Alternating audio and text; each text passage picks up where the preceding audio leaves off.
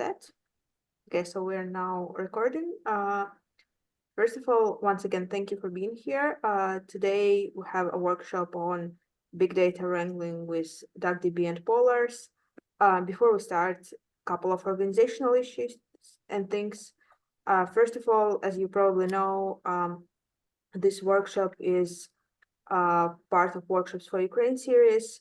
If you don't know, I will send you a link in the chat to the website where you can also find the information about our future workshops, for which you can already register. So for example, next week we have a workshop on AI for R enthusiasts. And then later we will have a workshop on optimal policy learning based on causal machine learning in R. And then we have a workshop on simulation studies and so on. You can check other topics. So if you're interested in any of those, you can go to the website and check it. So the second thing is that in the email which I sent you confirming registration, you should have also received a link to the folder or website with material. So you just wanted to point it out if you haven't noticed it, that you can find it in the registration confirmation email. And there is also a link to a website where you can find information on, yes, thanks, Grant. So Grant also put it in the chat if you don't want to check your emails. There are also email on, there is also was a link to the requirements. So if you want to follow along with the coding part, you had to install some packages, some software and dataset and so on. So if you want to do that, if you haven't done that and want to do that, you can also do it now while I'm talking. So another thing is that, as you see, I'm recording, so everyone who has registered will also get the recording. So if you miss anything or want to watch it later, don't worry, you'll be able to. The only thing, sometimes it takes me a couple of days up to a week to send it to everyone, so it's not automatic. So don't worry if you don't get it immediately, you will get it eventually. So yeah, other than that, if you have any technical issues with the Zoom or with anything like that, or have questions about the workshop series in general, feel free to email me to the same email in which I used to send you the registration confirmation. Or if it's urgent, you can write to me privately in Zoom chat and I'll be able to answer that. And if you have any questions about the workshop content, you can also, I guess, either write in the chat or you can also ask them verbally. So yeah, other than that, thanks a lot for being here once again. And unless anyone has any kind of questions right now, in that case, feel free to ask them. But if not, then I think I can give the floor to Grant, who will do today's workshop. So Grant, the floor is yours. Thanks so much, Daria. Thanks to the organizers for including me in the schedule here. And I think it's a great initiative, and I'm very grateful that we've got quite a few attendees. I see a few familiar faces in the audience, so please give me stick. And I'll say, I'm going to try and monitor the chat, but I may miss that. So if I miss anything, just feel free to interrupt me at any point. Kind of classic econ style, but I want to make sure that things are clarified as much as possible. As was mentioned in the intro, and also as I put in the chat, there is a website here. Truth be told, I somewhat regret making this more fancy website because it took more time than I expected. But I will make all the pure script versions of this material available as well. But everything is going to be on. So I've got to move the chat box here. Everything is going to be available at the companion GitHub site. I may add a few more things. So if you go to that website that I put the link in, it's just grantmcdermott.com/DuckDB-Polars. There's a link to the companion GitHub repo here. And I would recommend, and I'm going to emphasize this in a second, just cloning this repo. I'll probably make some updates over the next few days, and you can pull those in as well. But all this material will be publicly available. Okay. Something else I have to begin with. I have to give the appropriate disclaimer. This workshop is just prepared in my own capacity. It has nothing to do with my employer. Although we use a lot of these tools at work, and that's been part of the impetus for me wanting to share this throughout. But again, this all opinions expressed within this workshop, which I don't think will be too controversial. Maybe I'll say one or two rude things about some software packages, but those are my own opinions, so they're not shared by anyone else, although they should be. Okay, and maybe I'll convince you of some of those opinions during the tour. So I did prepare a few slides just before we got started. These are really intended to be kind of a loose framework that I'm going to go back to. Everything is on the website, but let's just use this to kind of get started. Again, these are sparse slides. Most of what we're going to be doing is live coding. And the most important thing that you can do right now, I'll make sure you clone the GitHub repo and or look at the requirements tab of the website. This has got all this information in depth. So I recommend that you follow this here. If you haven't downloaded the data set already, that's going to be the biggest lift. This would take about, I don't know, 10 to 20 minutes on a reasonably good internet connection. It's going to be much faster if you do it up in the cloud. But all of the data examples that we're going to be doing today are with the infamous New York taxi data. That's one of these canonical big data sets that everyone uses to kind of benchmark.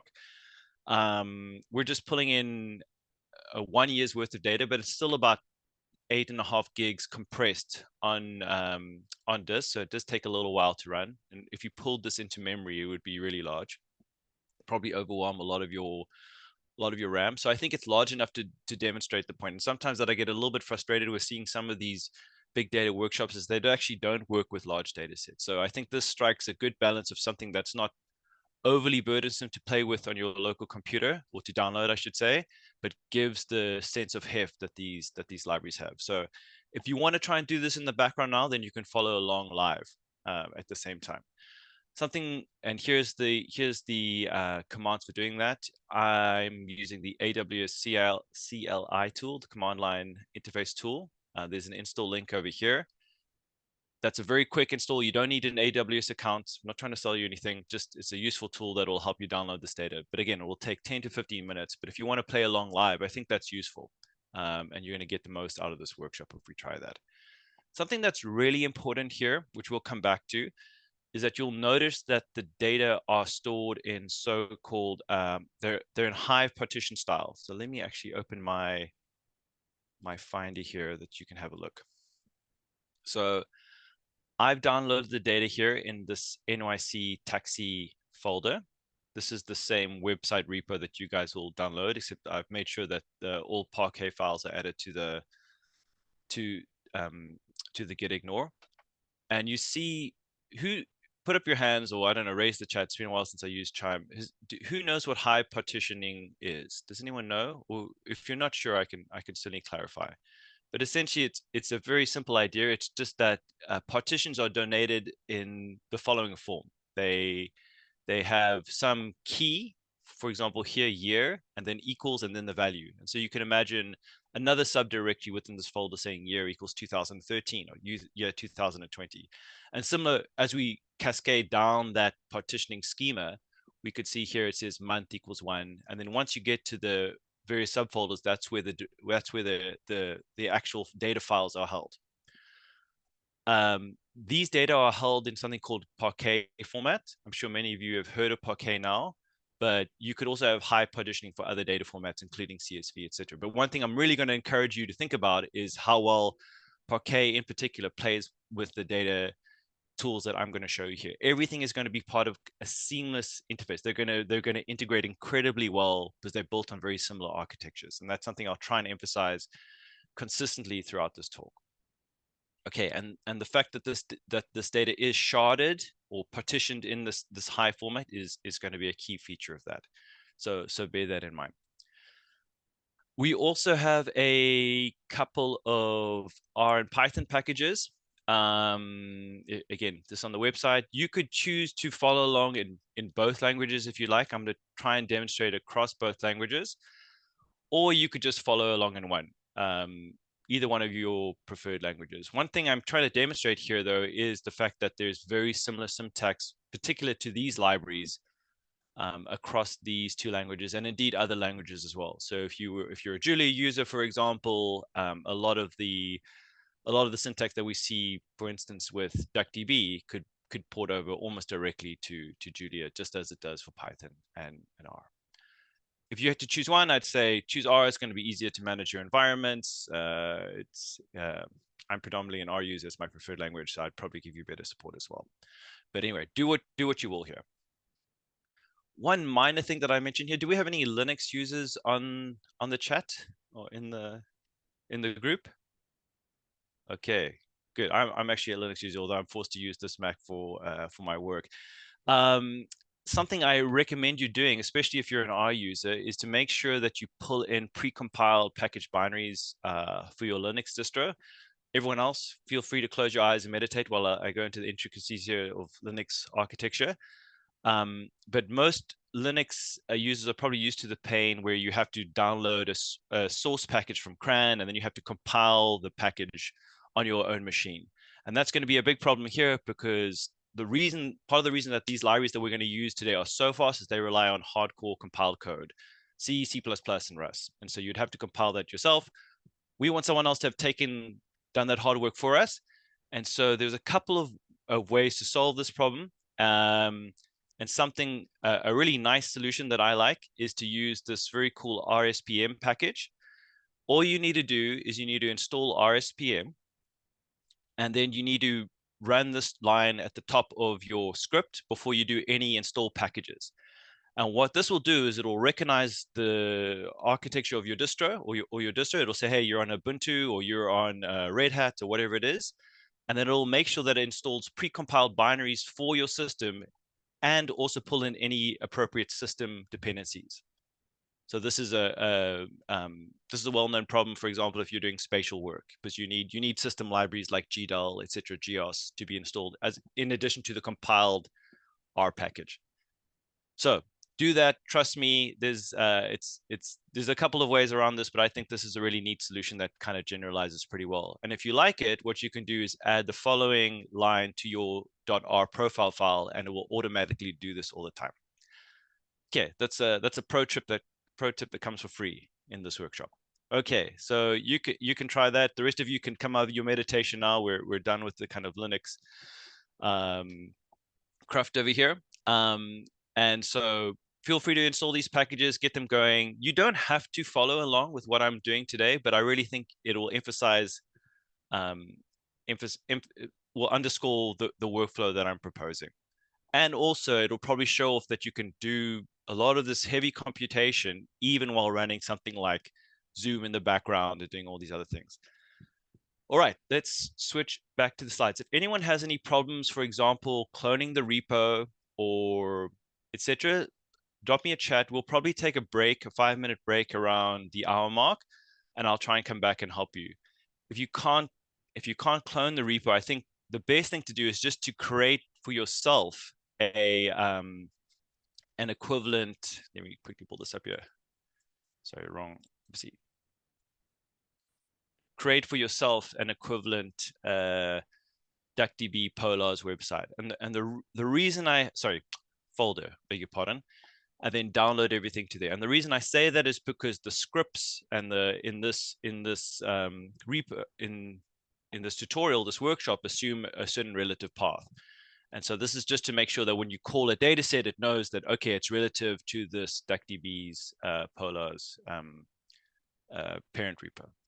All right, back to the slides.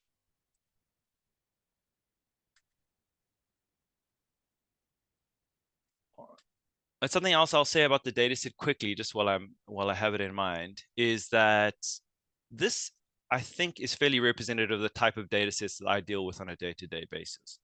So it's about 200 million rows deep and about 30 columns wide. Sometimes I deal with datasets that have many more columns, and sometimes I deal with datasets that have many more rows. For those really big datasets, you're going to have to go up to something like Spark. But for these type of datasets or something smaller,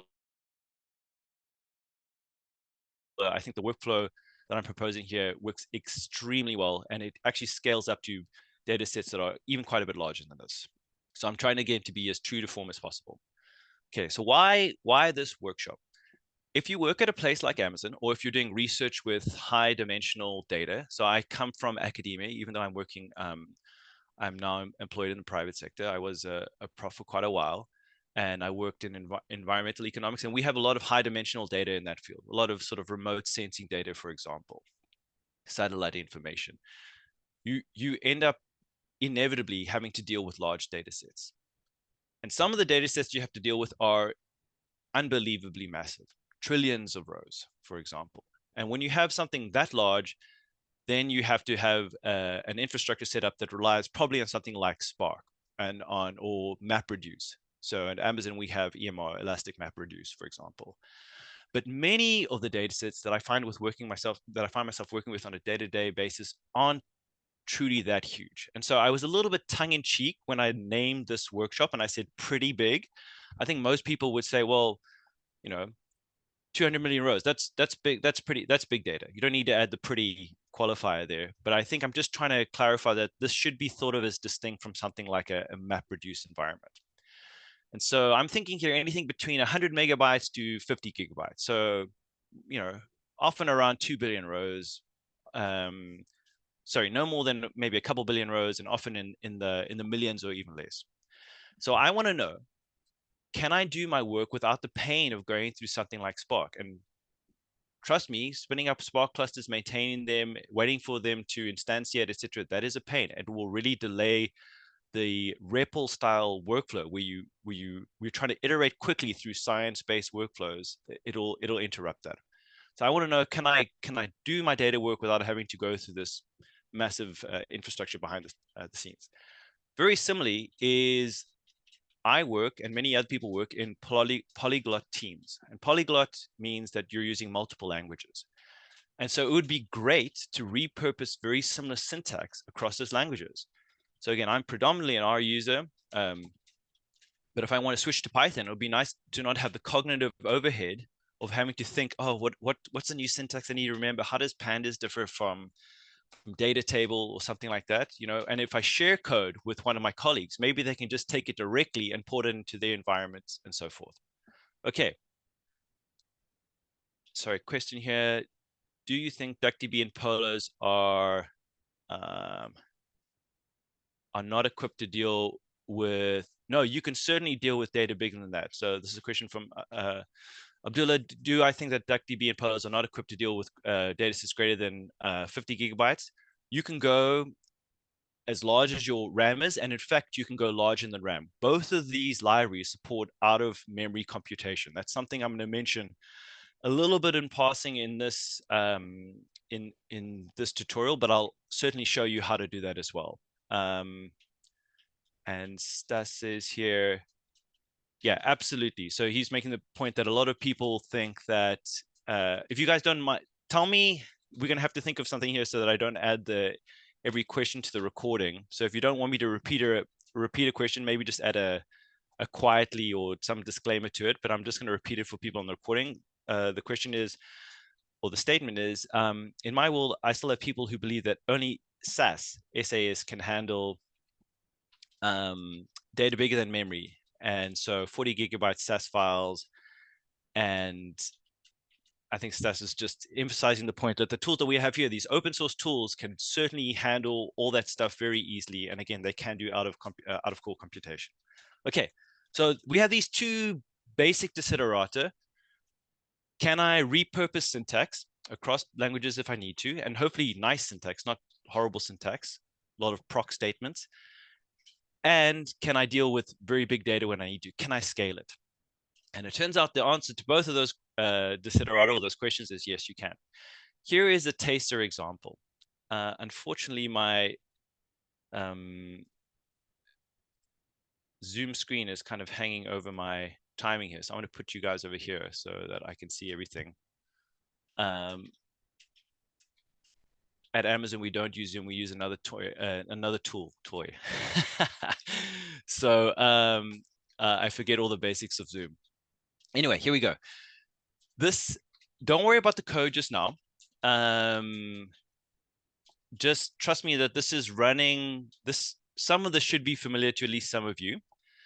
And I'm going to be running real code now on the data set that we just installed, this near 200 million row New York taxi data set.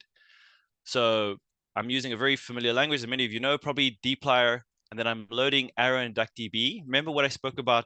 These libraries, they pair. There's a system of libraries that pair very well together, that play well together, that integrate. And so this is going to be a demonstration of this. So all I do is I'm going to point to the data set on disk. This will complete instantly if you run it in your own session. And we're going to see demonstrations of this in a second. Don't worry. Real live coding. Here I'm just showing you how many rows are in that data set. And now I'm going to run a computation. I'm going to time it. I'm going to say, I want to get the mean tip by passenger count. So I mean, this is taxi data. And so one of the columns in the data set is how much do people tip for that ride? What do they give their driver? And I'm going to group that. This is a group by operation by passenger count. So you can imagine some taxis only have one rider, some people go up to 10. In fact, there's some quirks in the data that I'll point out in the scripts where they say they have 200 passengers. I think we can assume that those are typos. I run this query, and if you are a dplyr user, this will be intimately familiar to you. I'm using the new ephemeral by grouping instead of the group by statement. I prefer this, but you could pipe it to .group by if you preferred.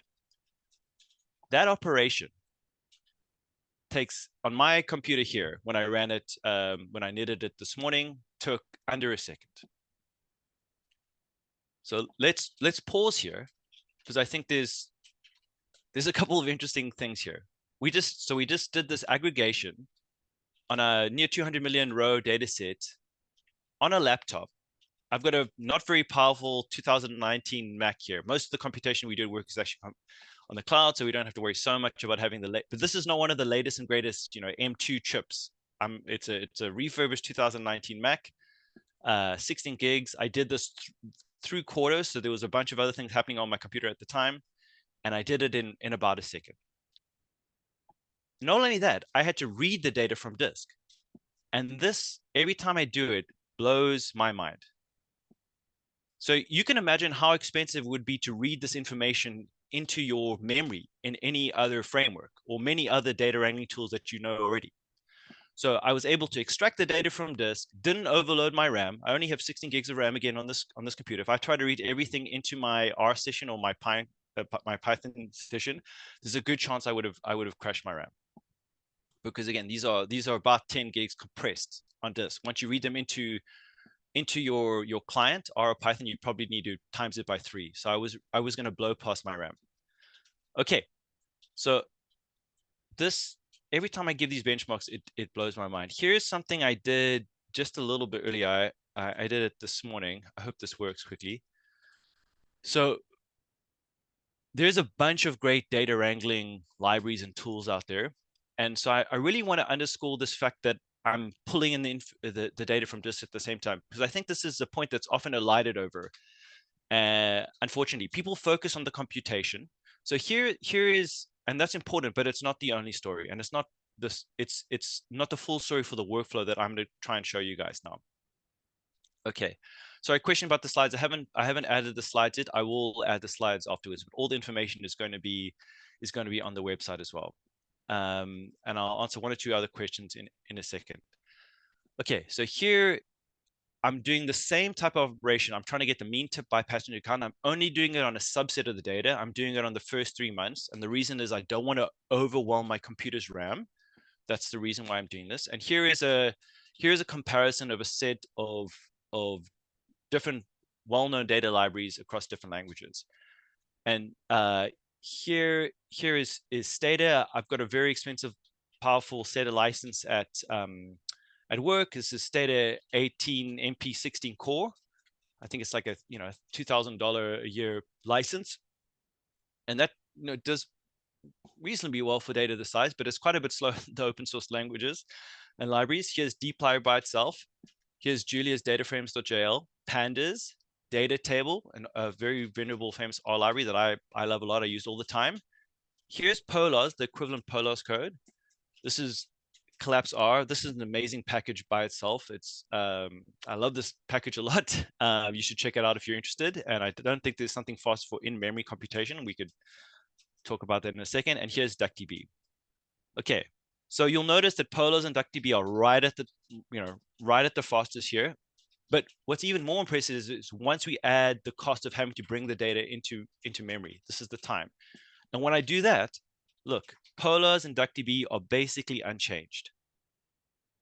That read cost was built into that computation there.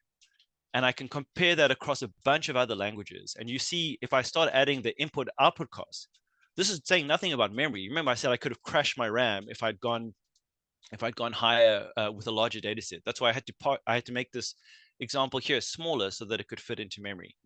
But once we start doing that, we see that these just stay constant where these other libraries start to lag. Now you may say to me, hey Grant, look here, you're being a bit unfair here because we only read a data set once. And I think that's maybe true, but it's not quite true, because when you're having to iterate quickly, you want to be able to pull in subsets of the data really, really quickly. And as I've already said, if you had to read in very large data sets, you risk actually collapsing crashing your RAM.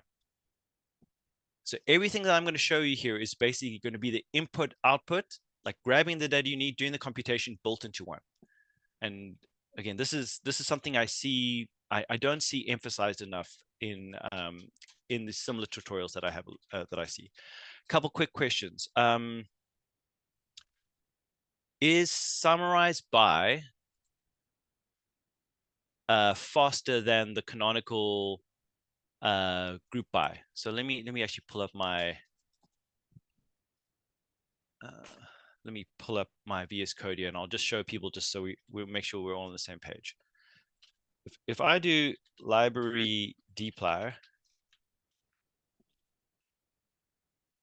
and I could take a canonical data set and I go empty, this is built in, and I could go group by, I don't know, AM.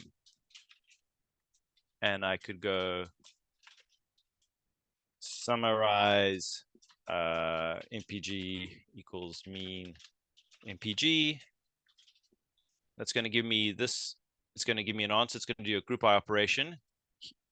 What's the question was, is there any difference between doing this? Sorry, whenever people come into the waiting room, it takes my cursor away.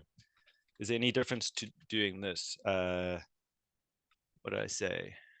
MPG equals mean MPG and by equals AM.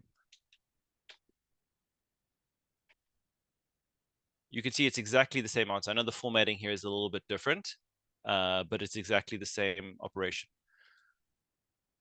It is potentially faster. One reason is that it doesn't impose sorting, and we'll come back to this later, but sorting can be an expensive operation, normally not on aggregated data. Keep that thought in mind because I am going to come back to it a little bit later.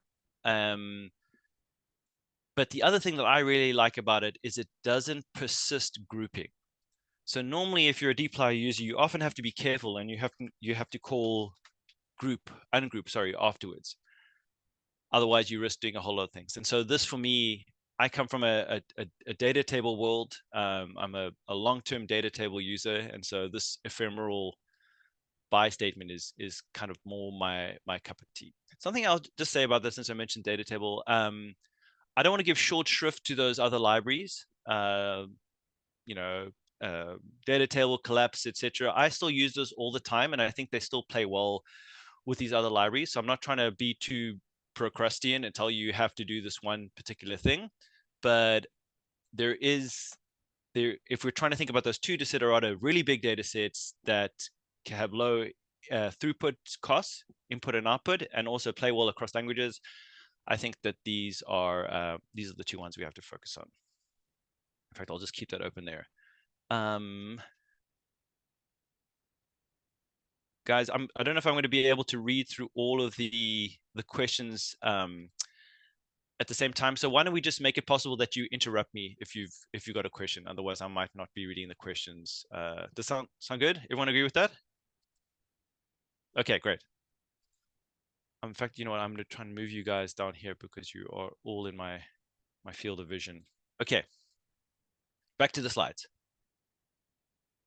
So now you've seen a couple of benchmarks. I want to point out that those benchmarks scale pretty well. This is every benchmarking set has its own problems and its own caveats, but this is a pretty well-known one.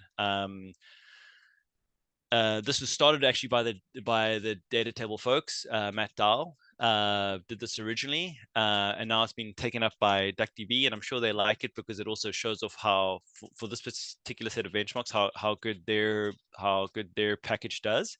But I would say that in general, it scales well across things. And so here's an example. Here's a 50 gigabyte group by statement. I haven't gone through, you can read all the different things that they're trying to do here. But if you know data table, that's an extraordinary library. I've used it forever myself. I can't believe how fast it is. You can see how fast it is than, for example, I don't know, pandas and dplyr here, an order of magnitude. And then we can look at something like DuckDB, which is almost 4 times as fast as that. And it doesn't have the same memory overhead of reading data into disk. Here's an example of a join. We'll see practical examples of this on the data set that we're looking at here. Again, my reference point is data table so fast, which is crazy fast data table. This is on a smaller data set, 5 gigabytes. That takes 55 seconds in data table. DuckDB only takes 8 seconds. And Polars is just behind it as well. So it really is remarkable performance. Question. So very quick question. When you say kind of Polars versus DuckDB, isn't kind of the data set is in the framework of DuckDB, Parquet, and then you use, for example, dplyr? So is it like DuckDB a part that's there anyway, or you mean like Polar on the original data set? Okay, it's a great question, actually, a richer question than you may even realize, and I'm going to try and answer that more specifically in a second. But what I'm talking about here is the computation engine. And so we can store data in different formats. And in fact, DuckDB has its own, what is called and then you can bring data into memory. And DuckDB actually has its own in-memory model. It's DuckDB's native memory model. And we can contrast that with something like Arrow. But the point is that these systems all play very well together. And so what I'm trying to encourage you to do, basically the workflow that I'm encouraging you to do, is to always store data as high partition Parquet. And then you can decide whatever backend you want. Do you want to use DuckDB? Do you want to use Polars for doing the underlying computation? And so that workflow stays very consistent over time. Does that answer your question, Abdullah? Yes. Okay, and hopefully it'll come a little bit clearer as we see some more examples of that. So what I was just comparing is just a pure computation engine. Okay, let's go back to the fact that we read this data set and disaggregation in under a second, this large New York taxi data set. How is this possible? And I want to try and spend just a minute or 3 on the essential components that make this possible. And there's 2 coinciding computation revolutions, let's call them evolutions maybe, that make it possible. And sometimes these are spoken about axiomatically, but they are actually separate. So this is what I want to clarify. And this goes to Abdullah's question as well. First thing is better under storage. Now, so for a long time, we were used to CSVs, or maybe you had some binary file format for your program, like an RDS file in R, or a DTA in Stata, or a DAT in MATLAB, etc. So I'm going to speak mostly about CSVs here. What's the problem with the CSV? Well, CSV stands for comma separated values. And if you've ever looked at a raw CSV, imagine we had a CSV that was, I don't know, the participants in this on this call, and it would have, name, surname, age, etc. And so for name, it would say Grant, and then it was for surname, it would have comma, that's comma separated. That's how those fields are delineated in that field. The problem with the CSV is there's no smart way to extract randomly subsets of the data. So if I only wanted to focus on Daria's file, for example, I would have to scan the full CSV. I would have to identify for that column, that field. I would still have to read across all columns. Then only afterwards could I extract the information about her, or similar for Grant, or for Abdullah, or for Stas, or whoever. Okay, so that's one thing. It's expensive. It stops you from taking shortcuts. There are binary formats that let you do something similar, allows you to extract extract information. And in fact, a lot of work has gone into making very fast CSV passes. In fact, I've just seen Miklos, hey Miklos, mention this. That's true, but still you're fighting up against a fundamental limitation of that technology. And we can contrast that with Parquet here. And so does anyone know where the name Parquet comes from? Does anyone know what Parquet flooring is? Okay, so maybe spend a second here. So Parquet is a file format, an open source file format that was started by the Apache Foundation. Apache are driving a lot of the infrastructure that powers what we're about to see here. They're also responsible for Arrow and actually Spark and a bunch of other things. Parquet, I'm married to a designer, so I know this, but if I go Parquet flooring, here's an example of Parquet flooring. Oh no, okay. So Parquet flooring has this kind of look. It has a top tile running across like this, and then it has subcomponents running down. And you can imagine kind of a cascading version of this.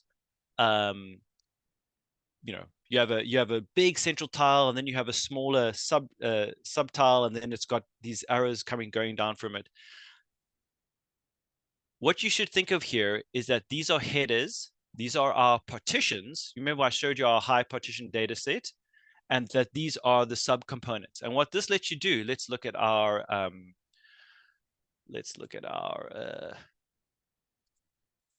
file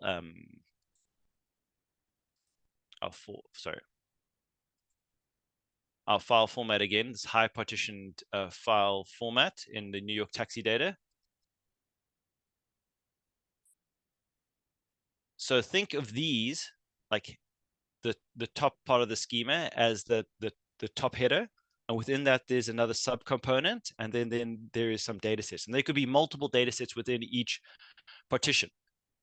This is very much like a filing drawer, a filing cabinet.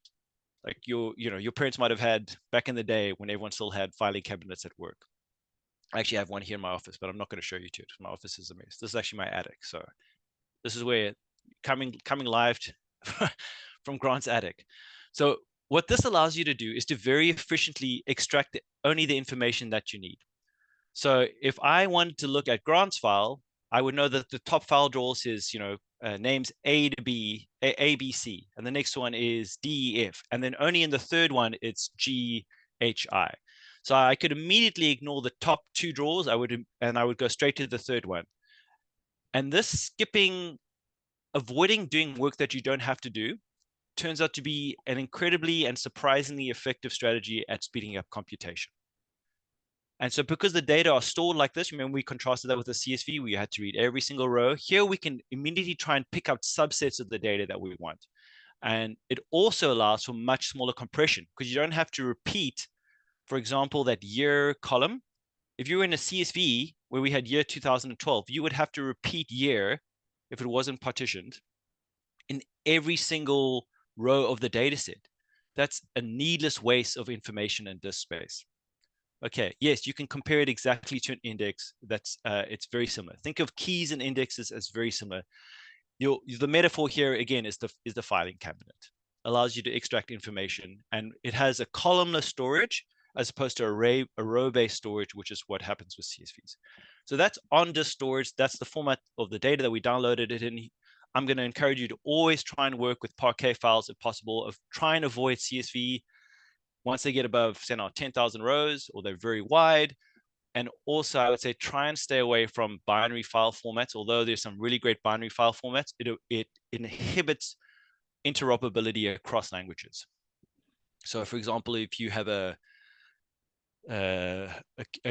QS object or an FST, which are both R-style binary serializations, you can't work with that easily if you're trying to work in Python or Julia or Stata. Same for a DTA file. Try and work with universal file formats. Okay. Second thing, so that was on disk storage. Second thing is better in memory representation. So we have on disk the stuff that's stored on your computer's hard drive, and then you actually have what's happening in RAM. And what I want to emphasize here is there's being standardization around something called Apache Arrow. Often Parquet and Arrow are spoken about the same axiomatically. Again, they're not the same thing, but they have very similar ideas because they also rely on this columnar storage format. It's just that it happens to be in memory. And again, it's a universal format that can be shared across different protocols and interface. So sorry, different clients. So it could be, you know, from Python or R, and it could be the Polars library in Python versus the DuckDB library in R. So there's standardization around this very smart storage format that allows you again to extract and deal with subsets of the data without having to read through everything. And again, being lazy here is a virtue. This also allows you to do things like, so it allows you to have zero copy. Does anyone know what zero copy means? So basically, you just change pointers to where the data are located in memory. You don't have to allocate a new memory cache to storing that data, and allows you to do things like have fewer cache misses if this means anything to you. The analogy here would be, you know, if you're busy typing in a language, you're like, say now I'm busy using R dplyr all the time, and suddenly you have to switch to pandas. And when I'm using dplyr all the time, all the commands and verbs, the key verbs are in my fingertips, so to speak, as my Norwegian professors used to say. It's in your fingertips. And so I don't even think about them. I know what the commands are. When I have to switch to pandas, suddenly I'm like, oh, I have to dig deep down into my memory to try and remember what's the equivalent summarized, verb. That would be an example of a cache miss. It's not sitting in your RAM. You have to kind of dig deeper in, and that slows down computation. Having this common format allows you to avoid those problems. And in fact, one thing I just have to say here, because this goes to Abdullah's question, I don't want to go too deep into the weeds, but DuckDB uses its own memory format that's not based on Apache Arrow, but it's very compatible and it has this zero copy. So there's no cost of transferring something from DuckDB's memory cache to Arrow and vice versa. It's a technicality, but since it came up. The last thing I want to mention, and again, why these particular two languages. So I know I'm going through all the details before we get to the fun stuff of actually crunching the data, but it's important to understand the context here.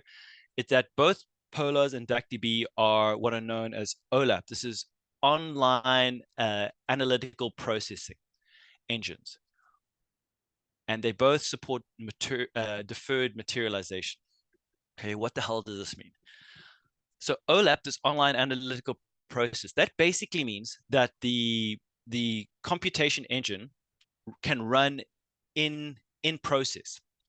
It can run in your client, in your R session, or in your Python session, or in your Julia session. You can also run a standalone environment. That's fine too.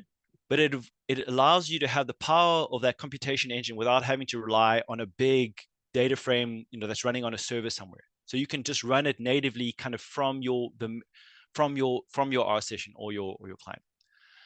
And it's also, there's a bunch of other things here that's optimized for that purpose. So it's able to do computation very quickly. And it supports something called a deferred materialization. What this means is, okay, so in the beginning, there were data frames. This arises with S, which is basically the forerunner to R. And they were a very clever idea when they were first developed, this kind of 2D data structure that we're all used to now. But every execution that you would apply to a data frame would run eagerly. It would run as soon as you as soon as you wrote it, basically. There was no sense in which the query engine could look at all the operations or steps within your chain of commands and then try and optimize for them.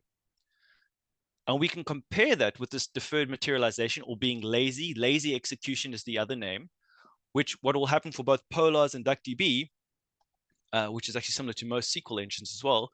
They were going to look at the full recipe, the full list of your operations, and then they're going to run them in the most efficient order. They're going to optimize the query for us. And so this is really cool because it takes, again, it takes away some of the cognitive overhead from the researcher. You just want to write down the query logically as you understand it in your own mind. You don't want to think, hey, should I be subsetting the columns up here? Do I have to worry about that or doing that further below? If you write out the query, these deferred materialization frameworks are going to look at it and optimize for you. They're going to optimize on your behalf. And we'll see some examples of that in practice just now. Okay, those are the two basic pillars that are going to allow this insanely fast computation to happen. It's not the only thing that these, if you read through, for example, to the DuckDB blogs, or we listen to Richie Vink, who's the main author of Polars, talk about how they try and optimize single operations. It's kind of crazy. It's incredible. So they're optimizing at every possible step in the way. But I think these are the two key components that allow for this stuff to happen so quickly. All right. Everyone take a breath. We're going to go over to some live scripts just now. In fact, I might just go directly through my website, my nicely rendered scripts over here instead of doing live computation. You can let me know what you prefer. Are there any questions so far? Well, I have a quick sip of water.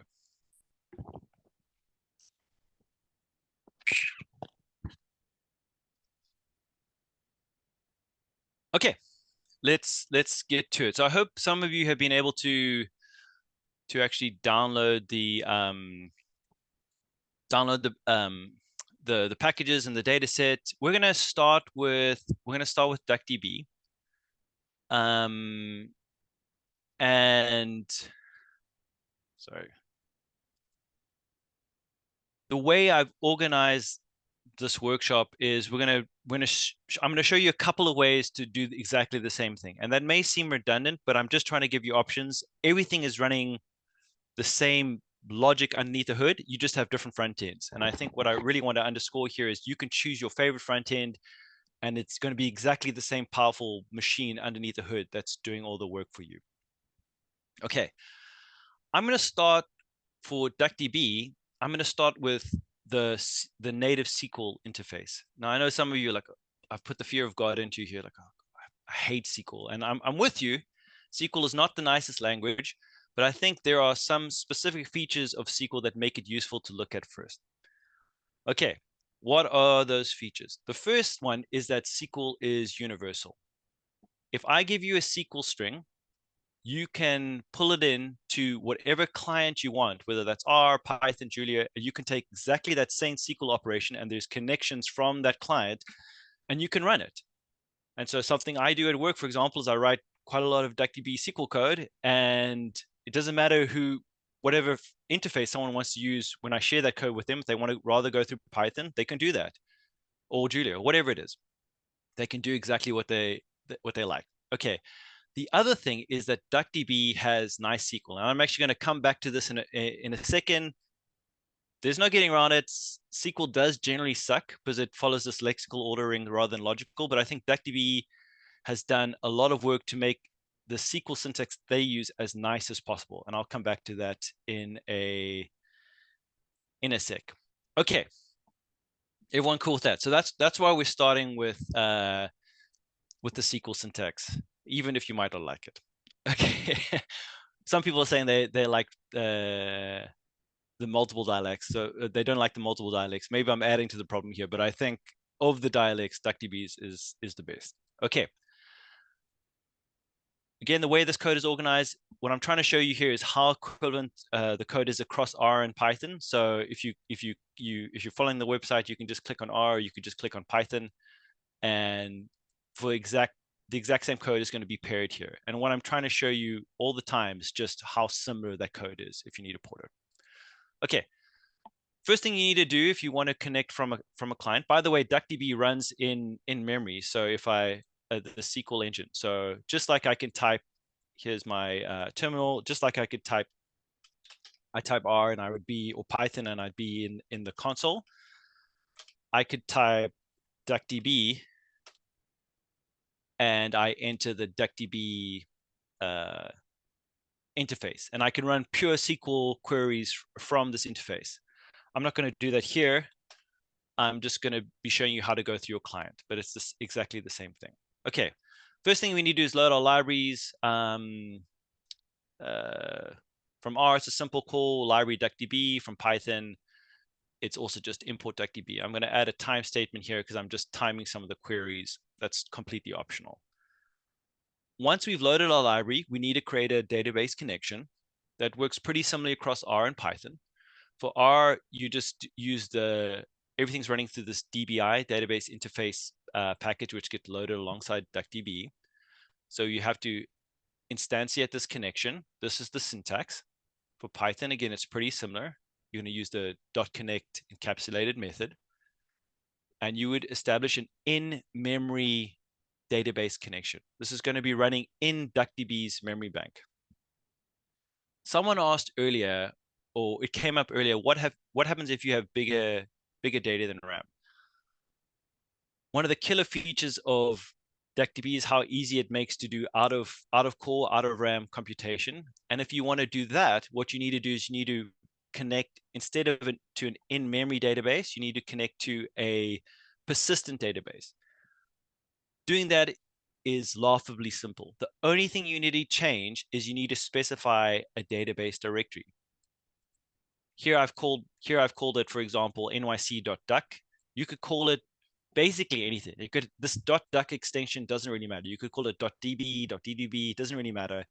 This would just create a persistent database that lives on disk at whatever file path you've given it. And if it needed to go out of core, if it needed to start a spooler into your swap, etc., it could do that. So just know that that's how easy it is to sort of enforce out of core, out of RAM computation. Okay. Let's walk through a first simple example. We're going to do that same query we saw earlier. We want to get the mean tip per passenger count, this simple group by operation. If I was doing this in standard SQL, this is a pretty, this would be kind of canonical SQL. This is how you would write it. There are immediately some annoying things about this. For example, I have to rewrite passenger count several times here. And something that annoys me, I don't know if it annoys you, but it always bothers me that the select statement comes before the from statement. Something I don't like about SQL. I find it confusing. Okay, this is perfectly valid for DuckDB. It would understand this and enforce the computation, but here's a slightly different way you could write it that DuckDB understands. It allows you to write the from statement first. Again, just a minor point, but one that I quite enjoy. Secondly, it allows me to use this group by all and equivalently in order by all. This order by all is optional, but it allows me to write this this alternative syntax as opposed to having to specify my grouping columns again. So what it does here is pretty clever. It looks at all the variables, all the columns in my select statement, and it looks at which of those do not have an aggregation operation on them. Here it's only passenger count, but it's going to say, aha, if that variable's in the select statement and it doesn't have a an aggregation statement or operation attached to them, then that must be a grouping column. So it allows me to avoid having to write duplicate passenger count out twice. I'll admit it doesn't seem so beneficial here, but once you have a lot of grouping columns, being able to write group by all instead of having to write passenger count, trip distance, blah, blah, blah, blah, blah, multiple times, I think that's a really nice little syntax tweak.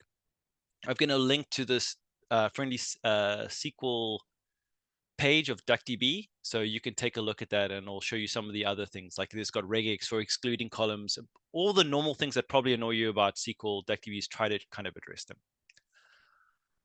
Okay, so we've created our connection. Sorry, that was a digression about the actual query. Remember, we created our connection in R or Python, doesn't really matter. In fact, let me do this live. So I will run this in my session here. I'll start it afresh. I'll do this one from R. It doesn't really matter.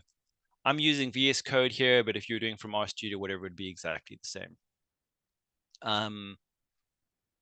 So here I'm going to, I've got a quarter document. That's what it is. So I've got my connection that's set up here. You can have a look at it. I've referenced it from disk. So it's an in-memory connection. Okay. And now I'm going to run my first query. This is the query that we saw earlier. The way this works from R, at least, is you use the db get query method. I point to my connection, which is called con. Remember, we just created that. And all I do is I paste my SQL string. I run that.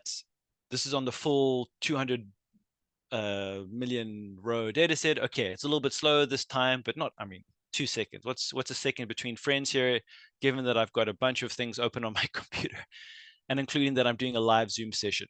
So it's managed to read in the data again, do this group by operation in just a few seconds. Every time I do this, it blows my mind. And here's the data set. The equivalent Python code is, it's identical. It's exactly the same string. It's just a slightly different method. Use the again, the object-oriented approach that Python enforces here. Con.query, exactly the same string. So if you've got a SQL string, you can pass it through whatever client you want. If you're interested in interacting from Julia, you could do the same thing from Julia. You could just share these SQL string. And that's one reason, again, why I like to go through the SQL-based data frame method first before we look at like different front ends. I have a bunch of queries in here that we can walk through. One thing I'll just say about the learning objectives of this tutorial, I do not expect you to remember exact syntax. That's not the objective here. The objective is just to show you that something exists and then to provide a resource for you to go and look it up again later. So if you're like, I remember Grant said something about, I don't know, deferred materialization. Maybe I can find that on the slides. Or there was something about how to spin up a connection. Just know that it exists up there and I'll give you resources to look at it later on. Don't fixate on individual syntax, just think about the methods. Okay, here's another example where I'm going to this time group by 2 variables, month and passenger count. So I'm adding another grouping variable. And this is where the group by all statement becomes a lot nicer because now I don't have to write group by month passenger count again. I can just write group by all. And I'm also going to include a subsetting statement here. When I subset, notice even though I'm doing I'm grouping on an additional column, notice that I actually get quite a significant speed up. Why do I get to speed up here? What's happening? Who can tell me? This is not a trick question. What's happening here?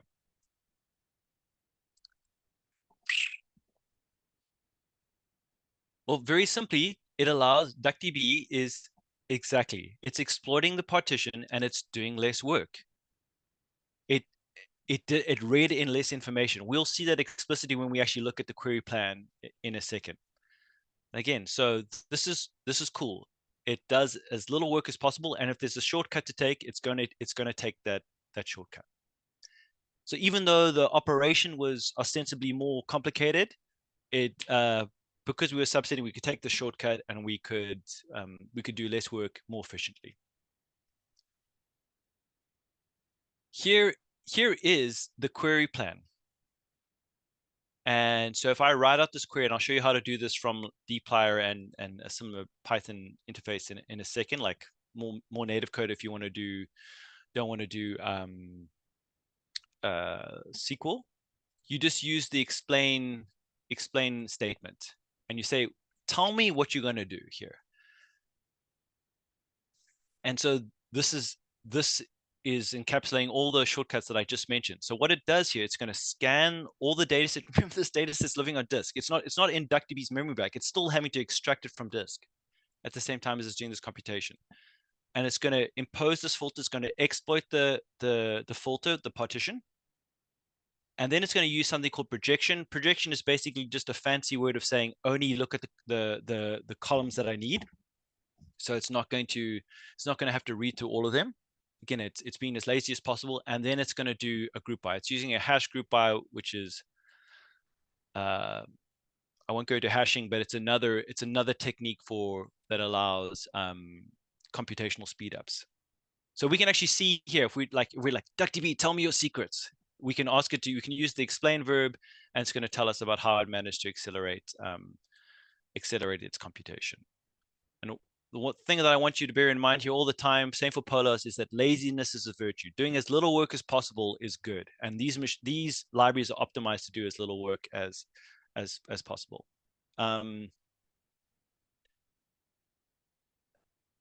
Question here, does this only work because the data were partitioned by month? That's a great question. It allows for improved efficiency for sure. So when you think about partitioning your data, think about what are the most common groupings that make sense, and it'll generally make sense to partition your data alongside those grouping columns. However, if I did a different type of filter, it would still be really fast. It wouldn't be able to exploit the same partitioning exactly, but it has a bunch of other tricks to make that subsetting extremely quickly. So I hope that answers the general question. Okay.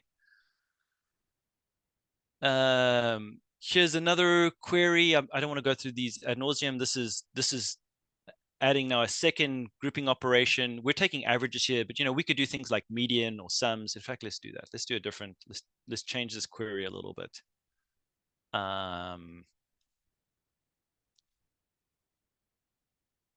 Where are we? Sorry, here. So here's that same query. I'm going to just change it. So if you want to do, I don't know, we could do a sum operation. You don't have to write capitals. This is the nihilist SQL here. You can use lowercase or uppercase, but I'm a child of habit, so I try to write my SQL operations in capital letters. Okay, but here's a slightly different operation. I'm going to run that. It'll take a little bit longer now because it's grouping along this high dimensional column, which is trip distance. But again, incredibly quickly. I defy you to do this with any other library, let alone reading the data into memory, which is going to crash your RAM. And that's how quick it was. All right. We could also do pivoting and reshaping, and I've got examples here. I'm not going to go through this all ad nauseum. I just want you to know that it exists, and you can have a look at it, especially if you're not familiar with SQL. So you can look at how I do a pivot statement, which is basically going from so this is unpivot, going from long to wide. Sorry, wide to long. Always mess that up. And you could look at these. Just know that they exist and know that they work. I'll show you how to create a new table. If you want to create a new table that can live in DuckDB's memory bank so that you don't have to always read the information, you can create like an intermediate or bridge table, which is useful to repurpose. So you can certainly do that. Show you how to so again, reshape, and then also show you how to do joins or merges. This is all SQL, and I don't want to, again, the purpose of the workshop is not to go through the nitty-gritty of how to do all of these different things. It's just to show you that they exist. I will show you one more thing quickly, which is windowing. So window functions basically need to look over windows of the data, and there are lots of different types of window function, and I want to show you one window function that window function based workflow that I use all the time in my own work. And this is to quickly pull out deciles of the data and then try and aggregate along some types of deciles. So for this particular example, what I'm going to try and do is I want to bin trip distance. So you can imagine every single trip that was taken in this data set, it has the exact kilometer distance. There's a lot of unique values there. I think it's like, I don't know, 5,000 different trip distances in this. Sorry, 25,000 in this data set. I'm going to try and bin those into deciles. So the first decile is probably going to be 0 to, I don't know, 1 kilometer, and the second decile, etc. And then I want to get the average tip amount for each of those trip distance deciles. Does that make sense? And what this allows me to do is allows me to quickly gain an intuition about the relationships in my data. Part of the reason I want to focus on this is I want to speak a little bit about the cost of ordering, which came up earlier. In order to create deciles, I need to sort my data. Sorting is a potentially computationally expensive operation. Why? Because you need to read the full data set into memory. You need to understand the full, at least for that column.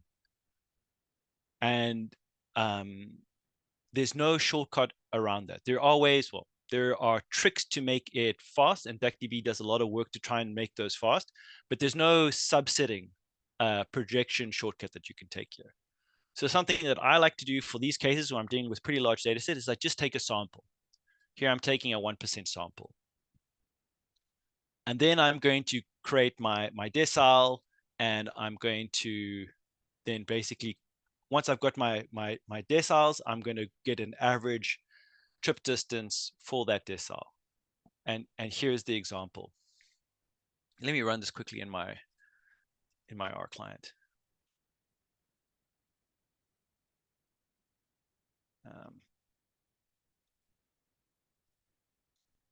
I'm going to assign it here quickly to a value. Just call it D.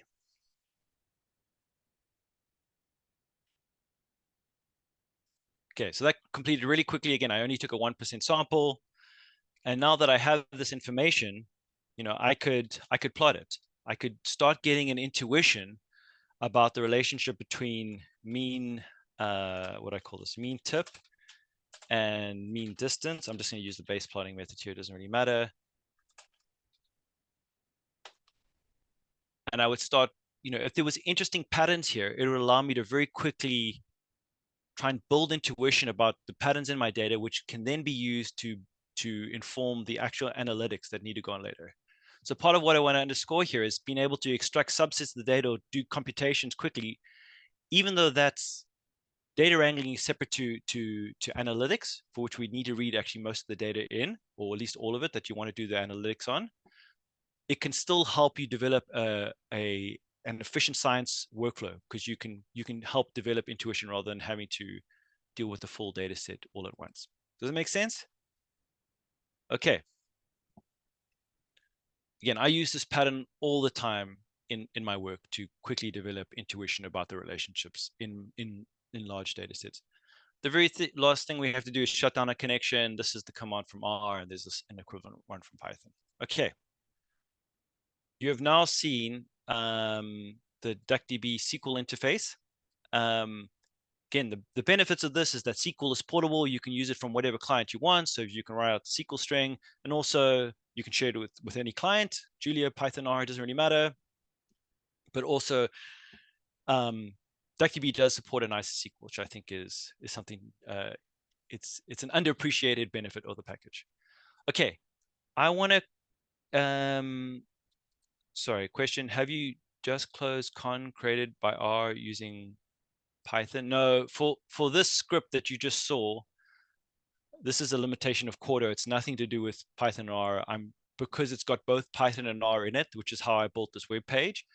What it does is it goes through the reticulate package. So it calls Python from the reticulate package, but they're separate. And what I'll do, in fact, is I'll add plain scripts to the repo, hopefully later today, so that you could just run the pure scripts. Does that sound good? Okay.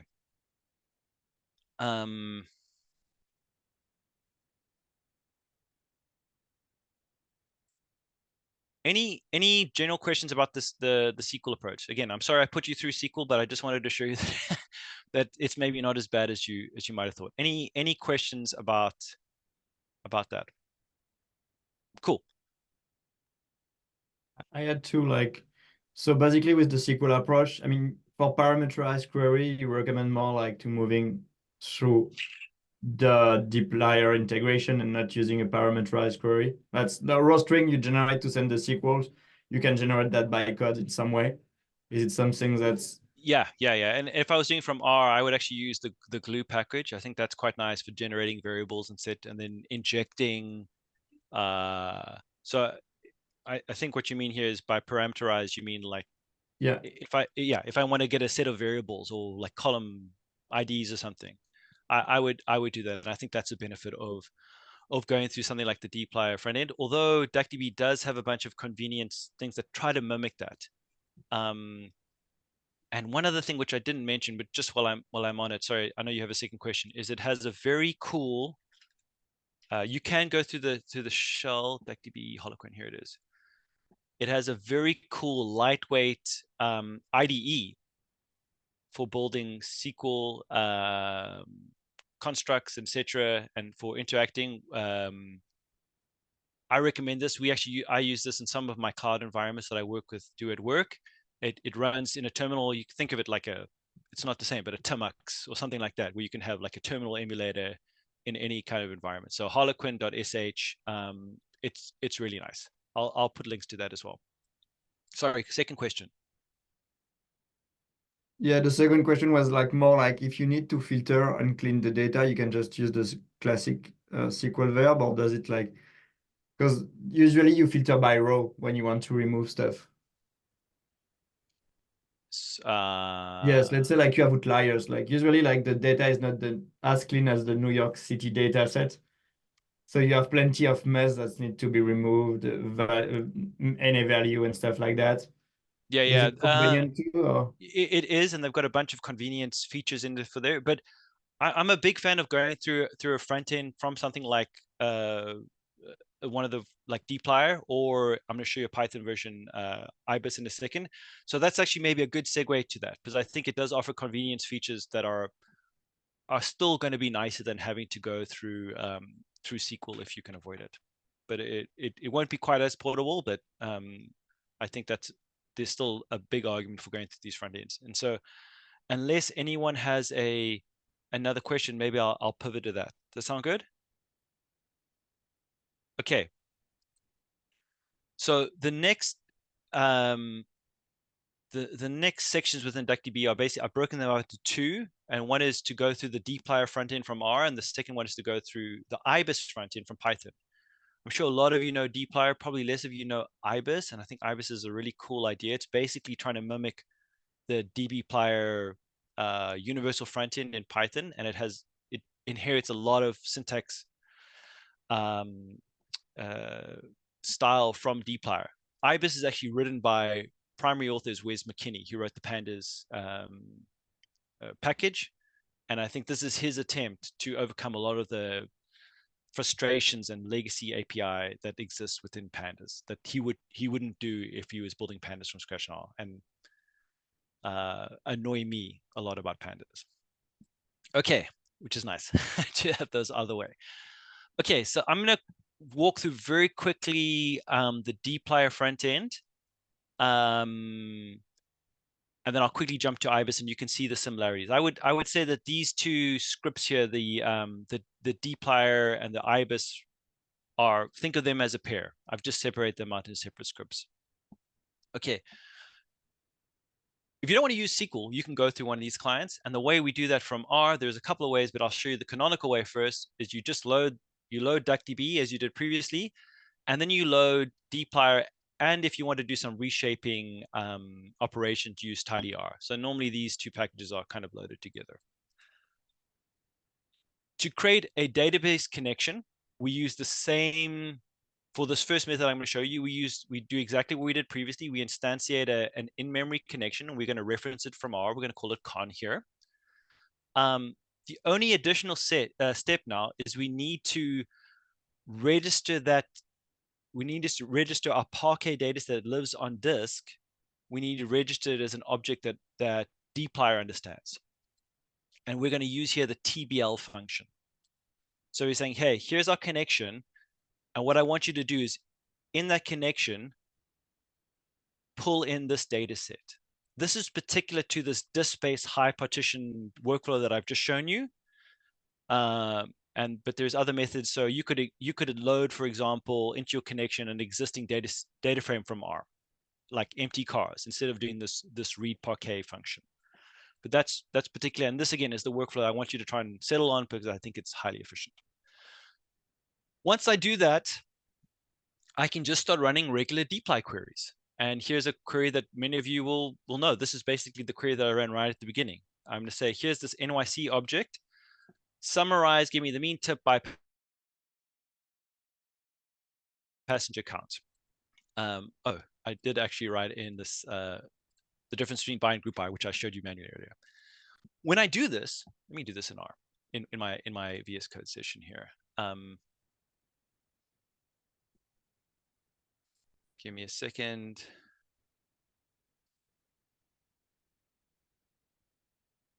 Okay. You can see how quickly all those operations completed. It's not like I have to wait. Here's when I run that query. That completes instantly.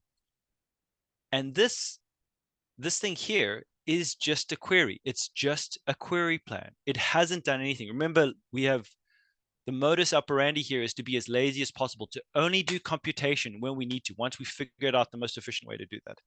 And so we can actually see what the query tree looks like. Remember we had that explain statement earlier. We can do that equivalently from this dplyr method by just using the explain verb.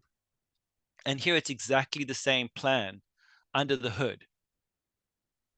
And I could also, if I wanted to look at the underlying SQL, I could do show query. And this is going to show me the translation that this dplyr front end is doing underneath the hood, that it's going to pass the SQL to DuckDB's computation engine, to SQL engine.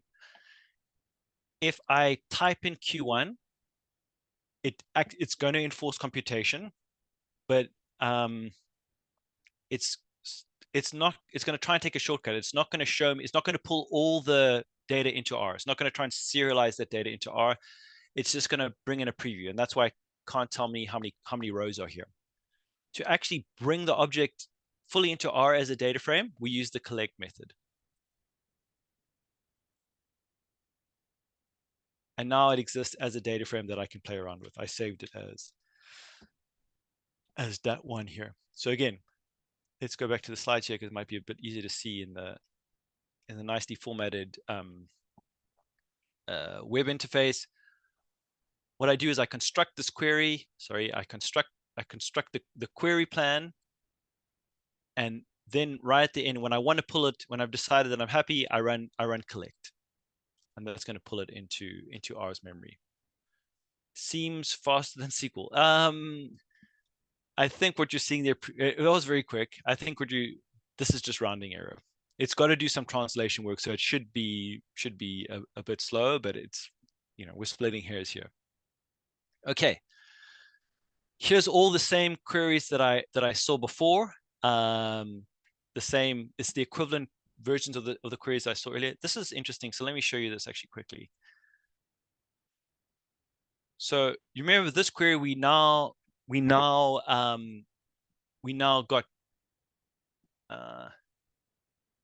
group by two variables, and I'm getting the mean across two variables. It's actually slightly different from the earlier one. I think I only did one, but this is dplyr code here.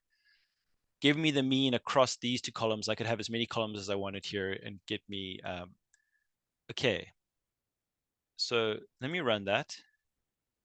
And I could look at the query. And then I could do a slightly different version here.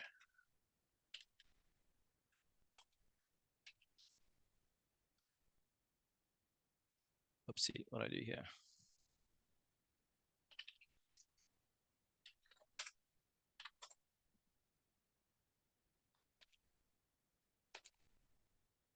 Sorry, I meant to do explain. Okay, so notice this. I inefficiently, for this example, put my filter statement right at the end. And if I ran this in pure dplyr code, it wouldn't be able to optimize. It would run each step eagerly. So it would say, oh, Grant wants me to take this New York data set, this taxi data. He wants me to summarize it. I'm going to summarize on everything. And then right at the end, oh, okay, I'll filter out for the first 3 months. But because I'm using this optimized deferred materialization strategy, this engine DuckDB's materialization strategy, it cleverly recognizes, hey, look here, he wants me to do this filter statement. I'm just going to do that right up front. I'm not going to waste any time. And that again allows me to take shortcuts. It's doing the thinking for me. And this is really nice because normally if you were doing in-memory dplyr, for example, code, you'd have to think, what operation should come first, which helps me take shortcuts. I don't have to worry about that. It does it for me here. Okay. Questions? No, sorry. Okay. Just again, shout if there's a question because that's going to help me. So there's a bunch of examples here with the dplyr syntax that you could look at.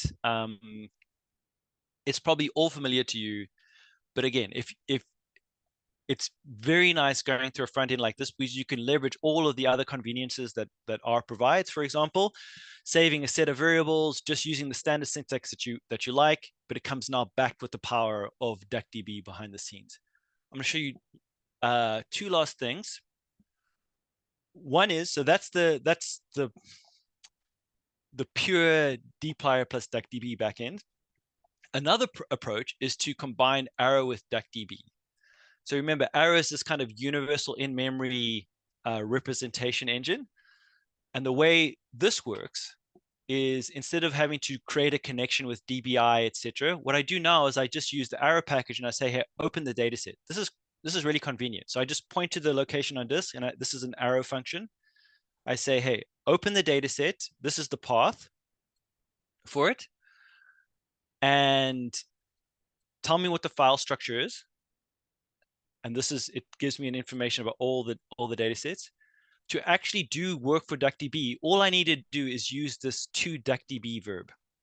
And that's going to say, take this Arrow data set, pass it to DuckDB's memory, and then run computation on that data set.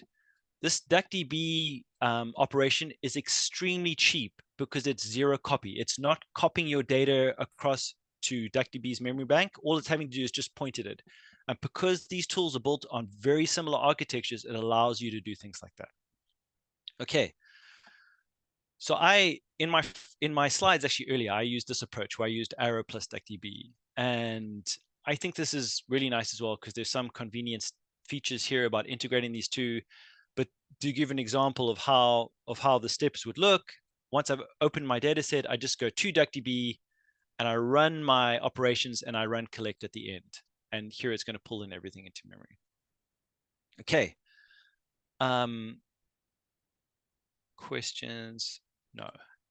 Okay. Arrow comes with its own native engine. If you didn't pass it to DuckDB, it would still do computation. It would be a bit slow. You can read the website for more information there. And then finally, I want to mention DuckPlyr, which is a very new package. This embeds the translation directly into the package. So it's got bindings directly to DuckDB's relational API. And so the promise of this is that it's going to reduce any translation errors, and it's going to allow for even better optimization.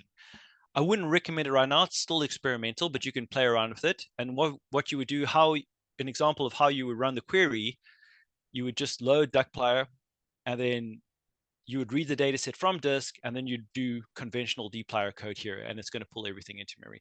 DuckPlyr is very promising because what you can do is it can be a drop-in replacement for dplyr.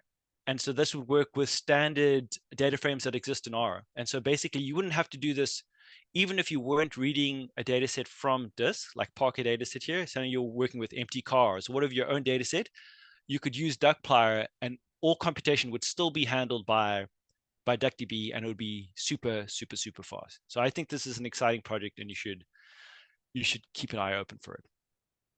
Okay, that's dplyr. I want to quickly show you IBIS. I think IBIS is really cool.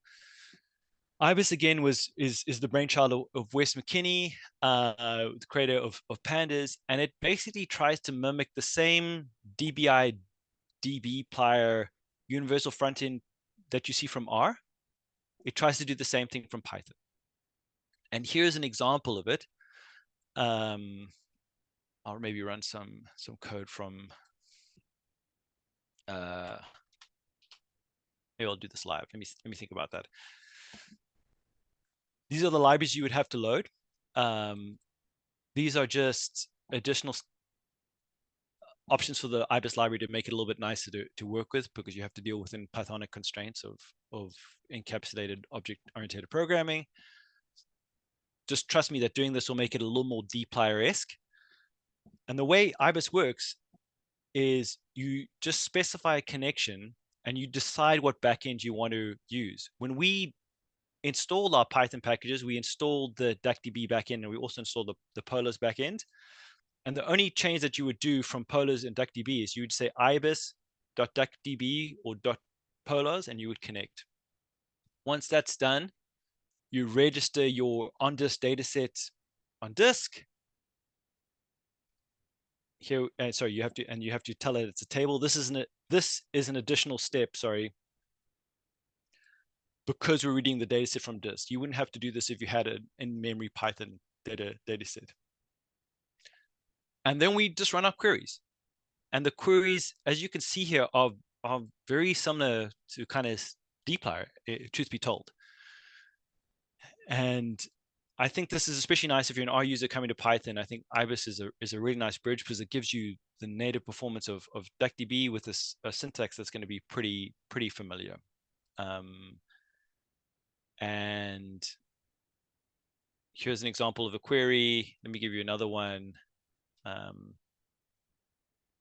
Here's another one. So the NYC data set, I'm going to group by these two variables, and I'm going to aggregate. I'm going to get the mean tip and mean year amount, and you would get a result like that. So if you're an R user and you like dplyr, or you know dplyr, and you have to work in a Python environment, I'd say take a look at IBIS. And even if you're a Python user, I think look at it, because it provides a universal interface that takes one syntax without having to relearn multiple syntaxes, whether that's jumping across pandas or polars, etc. So I'm a big fan of what they're trying to do here, and it's essentially mimic the same dplyr-based front end that happens in a universal front end for Python. Okay, I'm conscious of time here, so I want to try and pivot quickly to Polars. I might have a minute break just to catch my breath. Are there any questions in the meantime? I'm going to put myself on mute. If I can find my my Zoom.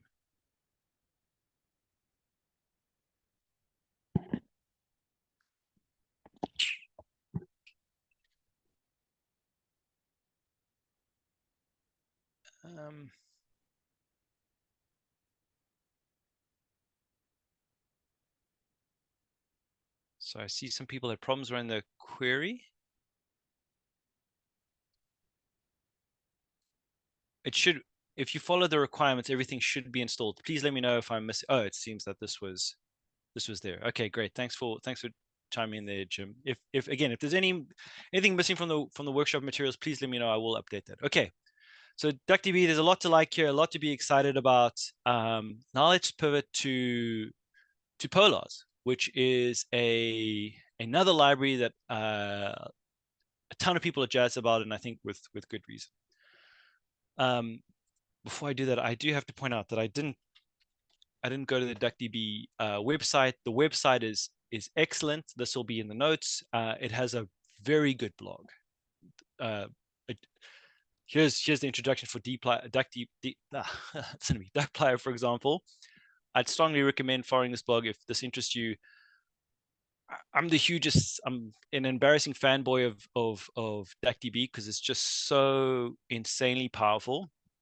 And we really owe a huge debt of thanks to the people that have made this available and done all the hard work. This is people coming out of the CWI Institute in the Netherlands, Hannes Meerlissen, and team, and there's a bunch of people that have worked on all the interfaces to the different languages.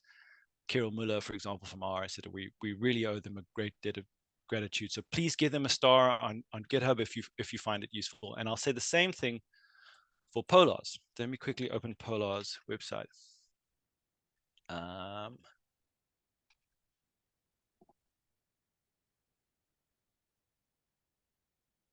Sorry, I've come to the wrong one.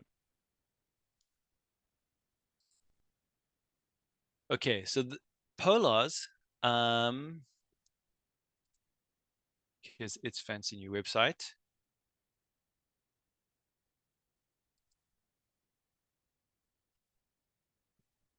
This is the GitHub page. It's a new query engine, also OLAP, online analytical processing, built from the ground up in Rust. The original bindings were from Python, and then additional bindings were done from Node.js and R. The main author here is a guy called Richie Vink. Again, another Dutch person here. So the Netherlands single-handedly powering us to a high performance data future here. And it's also has just a ton of virtues. It's built on top of the Apache Arrow memory model, so it's very tightly integrated with that same infrastructure, but it has its own computation and query engine stuff that's happening behind the scenes. And there's here's some examples of things that it do. Oh, by the way, I should have mentioned that DuckDB, another reason it's fast is it's natively multi-threaded, which means it'll use all the cores on your system, and Polars is the same thing. You can limit the number of threads that you want to use, the number of CPUs, but you probably don't want to do that in many cases. Okay, again, so this is another huge shout out to the people that are developing this. And from the R side, Aitsupi and Etienne Bacher are the main people that are maintaining that the R port of it. There's another guy, Soren Willing, who did the initial work, but again, just massive shout out to those folks doing all this heavy lifting. So please give them stars on GitHub and support their work if you can with GitHub sponsors and so forth. Okay, so let me talk about Polars quickly. I'm going to focus here this time on the Python library. The R commands, as you'll see here, are going to be equivalent. The only thing you need to do, in fact, I left this in as a joke headline for myself, but I've kept it, a subtitle, I should say. The only thing you need to do basically is, in Python, you're going to have a dot. And from R, you just need to swap out the period. You're going to swap out the period for the $sign. That's basically the only change that you're going to have to do when you use Polars. Okay, so Polars was built, again, originally with Python in mind. So you think of it as like a 21st century replacement for pandas that doesn't come with any of the baggage that pandas comes with. I don't want to say all the things that annoy you, but the things that greatly vex me about pandas that probably would be changed if they were building it from scratch and they didn't care about backwards compatibility, indexes, inconsistent vectorization, you name it. Polars tries to address some of those shortcomings, I think. Okay. Just a quick question, because I'm not sure I understand. Like the $sign in R is a syntactic figure for subsetting, usually. So here that they changed it, the meaning of the $sign inside of this package, Yeah. or in this package. It's for this package. The $sign could also denote a method. And so if you've ever used the R6 package and the new S7 object-oriented framework, let's just focus on R6. So have you ever used the torch package from R, for example? It's really nice. It's like PyTorch. It's just from R. It's the same bindings, the same underlying C libraries. In Python, we use, I keep calling this encapsulated object-oriented approach. So you have an object, and then you use the method with the dot. Whereas R, we write functions normally around the object, or we pipe it. And what this does is it does the same sort of thing. It says, hey, instead of writing scan parquet around this object, that's maybe not a good one, but here, instead of saying like group by New York City passenger count, we pipe the method with the $sign here. If you don't like the syntax, I'm going to show you an example in a exactly. So PL is the namespace that captures all these methods. If you don't like this and you want to use pure tidyverse style code, I'll show you a certain thing. It's a great question though. Okay, so here's Polars. Another thing I really like about it, it's super lightweight. So Pandas is really heavy, but Polars is very lightweight. It's very simple to install. I'm importing time and matplotlib in this quarter document only because I want to try and do some timings, and only because I need it to produce these nice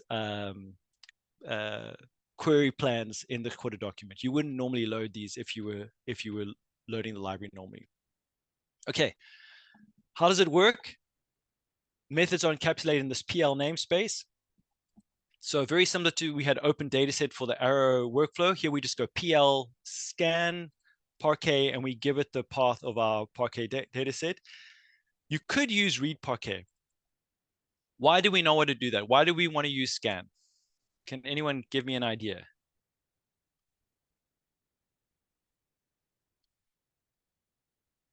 We want to laziness. Exactly. I don't know who said that, but exactly right. We want to be as lazy as possible, and scanning is a lazy method that avoids doing computation. So it just points to something on disk, and it allows you to construct query plans without executing them precisely. Okay, and we can see that here. Once we scan the Parquet and we print it to disk, print it to our Python console here. In this case, it's going to show us what the graph looks like. So it's not actually doing any computation. It's just a plan at the moment. Similar, when we start asking it to do operations, and this is how you do an aggregation using Polars. We're going to do, again, it's pretty dplyr-esque actually. We do a group by, and we're going to aggregate. The syntax here is a little bit different because we have to call, we want to say that we're using the Polars mean function. But anyway, this is how we construct the query. And when we press Q1, it's just going to show us the query plan. It's not going to actually execute anything because right now it's just a plan. And I'm sure you've already guessed it. When we want to actually enforce computation and bring the data into our client, the result into our client, either Python or R, we use the collect method. And so that's what happens over here. And once we do that, it's going to bring it into our client. In fact, I will run this code from, I'm gonna have to do this. This is annoying. This is just a quarter artifact. I'm running this through R, which I wouldn't normally do. I'd just be running it pure Python, but because it's quarter, it kind of has to go through reticulate. Okay, so I'm gonna scan my object here. Normally, again, this would look pure Python. It's just because I'm having to do this quarter document. We'd run the cell, and when I actually execute it, here's Python. It's going to think for a bit, and it's going to pull it in. It's a little bit slower than DuckDB. It's also a little bit slower in this case because it's having to go through the reticulate front into Python for this particular example. You wouldn't worry about that. Should be a small overhead, but it's just something you should be aware of. In general, Polars is not as fast as DuckDB, but it's still plenty fast. Here again, I've got a bunch of code up here if you want to just look at Polars code to get a sense of how to actually use its native API. This is quite cool. So when we print those queries, it's just going to show you the naive graph. But if we wanted to show the optimized plan, we can use in Python, we use the .show graph. This is the only thing that differs between Python and R. When R, it's describe optimized plan. And it'll show you, oh, this is what I'm doing underneath the hood to make this query as fast as possible. And for this particular query, it's going to say, hey, you know what? You've got a filtering operation here. I'm going to do that right at the start. I'm going to exploit the partition. I'm only going to pull in the first 3 data sets.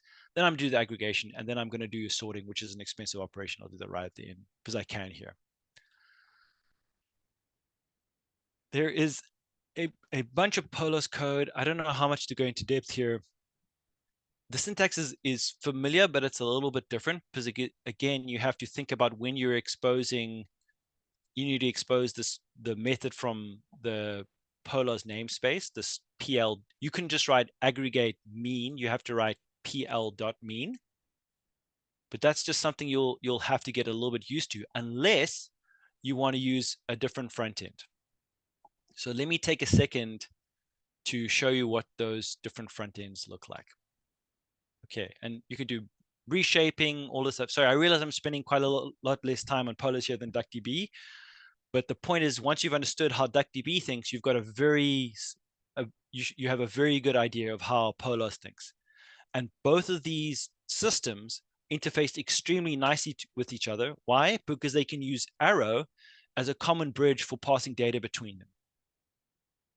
So if you want to move something from DuckDB to Polars, there's basically no cost because it uses Arrow as this bridge. And so that's another reason why all these tool sets in this workflow that I'm encouraging you here to think about play nicely together. Okay, let's say you didn't want to use the Polar syntax. You didn't want to sit down and learn this kind of slightly different syntax you might be used to pandas, for example, or you might be used to dplyr. Well, something else you could do is you could just use that same IBIS interface that I showed you earlier.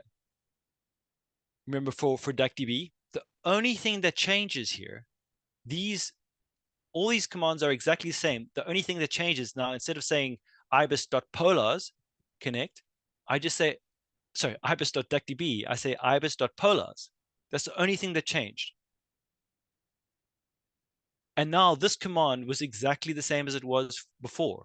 I don't have to worry about writing the namespace out here, the pl.namespace. I just use pure IBIS code. It handles the translation for me, and it pulls all the information into my session.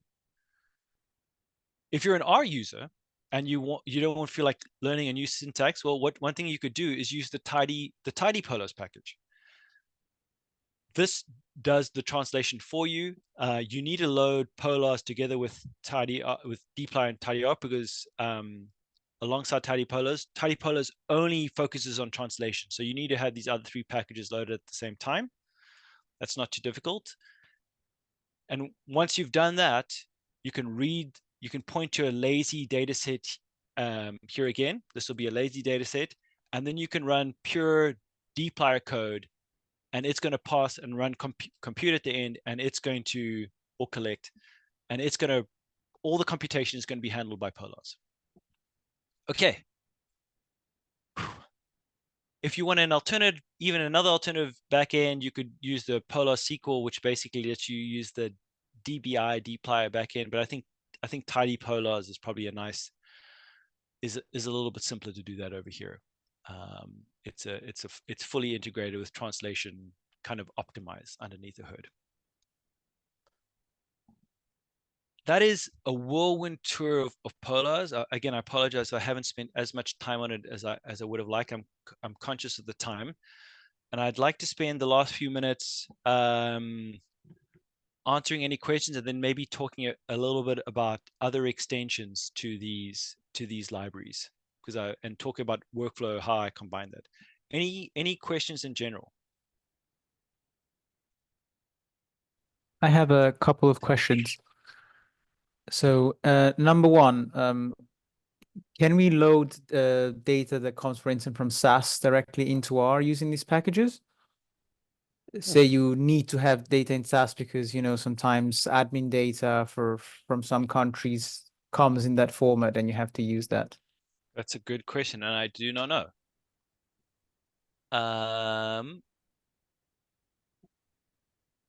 I am looking this up. You can see as we speak. Okay, then I can look it up as well. Then I didn't want to make you lose time. Let me say this though. So a workflow that's pretty useful. I know this one. So I didn't prepare this, so I'm gonna have to look it up. The location DuckDB CSV to Parquet. But you can run a this is probably a good example. You can use either the native DuckDB client, or you can go through your interface. Let me just see if this has a good example of this. Sorry, I should have. I didn't think anyone would ask this, but the syntax is basically going to be as follows. You're going to write DuckDB C, and then you're going to point to some CSV files, and you can run, and then you can pipe it to their Parquet writer. And I imagine, and I forget the exact command. I think it's just like write Parquet or something like that.